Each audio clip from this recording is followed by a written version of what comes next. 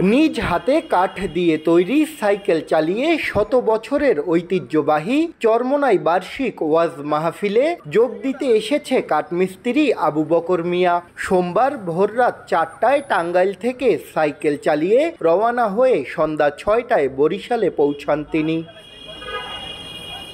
কাঠমিস্ত্রি আবু বকর গত বছর শখের বশে কাঠ দিয়ে সাইকেল বানানো শুরু করেন। শুধু টায়ার ও রিং বাদে পুরো সাইকেলটি তৈরি করা হয়েছে কাঠ দিয়ে। প্যাডেলের পাশাপাশি সাইকেলটিতে আছে সৌর বিদ্যুৎ ও বিদ্যুতের মাধ্যমে ব্যাটারি চার্জের ব্যবস্থা, আর এই ব্যাটারির মাধ্যমেই চলে বাহনটি। এছাড়া আছে লাইট ও আরামদায়ক সিট।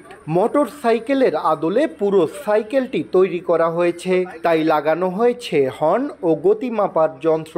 সাইকেলটা আপনার সোলারে চার্জ হয় এবং কারেন্টের মাধ্যমে চার্জ দেওয়া যায়, পেট্রোলের মাধ্যমে এটা চলে।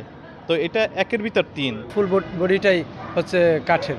তো আমরা ভ্রমণের জন্য যদি এগুলো দেখি তাহলে দেখা যায় যে খুবই স্বল্প ইসে আর কি একদম মোটর সাইকেল একটা ফিল পাওয়া যায়। ট্যুরের ক্ষেত্রে এই সাইকেলগুলো খুবই এক্সপিরিয়েন্স দেবে, কারণ কোনো জায়গায় কোনো হবে না, যেমন ভয় থাকবে না যে আমার তেল শেষ হয়ে গেছে বা ব্যাটারি চার্জ শেষ হয়ে গেছে। ঠিক আছে, ট্যুরের ক্ষেত্রে বেস্ট।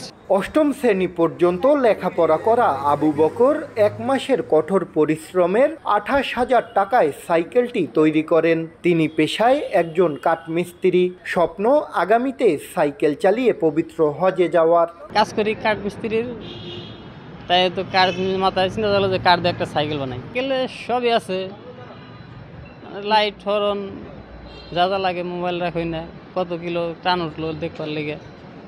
গ্লাস মোটর সাইকেলের মতো আছে, গার লক আছে।